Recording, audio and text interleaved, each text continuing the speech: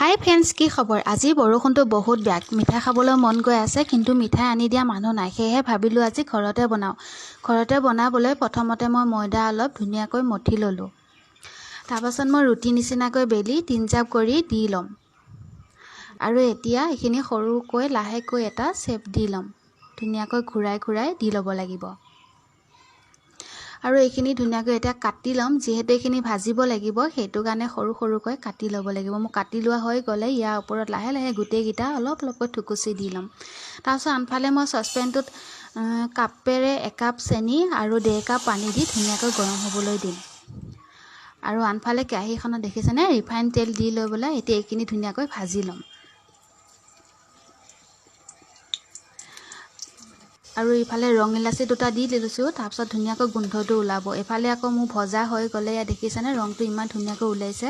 আপোনালোকে এনেকৈ বনাই চাবচোন আৰু আলহী আহিলেও দিব পাৰিব।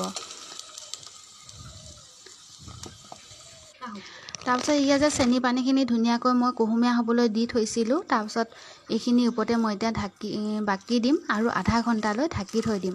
যেতিয়া পানীটো সোমাই যাব, খাবলৈ বহুত টেষ্টি হয়। এতিয়া আধা ঘণ্টাৰ পিছত হৈ গ'ল ৰেডি। খাবলৈ বহুত টেষ্টি হৈছিলে। ভিডিঅ'টো শেষলৈ চোৱাৰ বাবে সকলোকে ধন্যবাদ।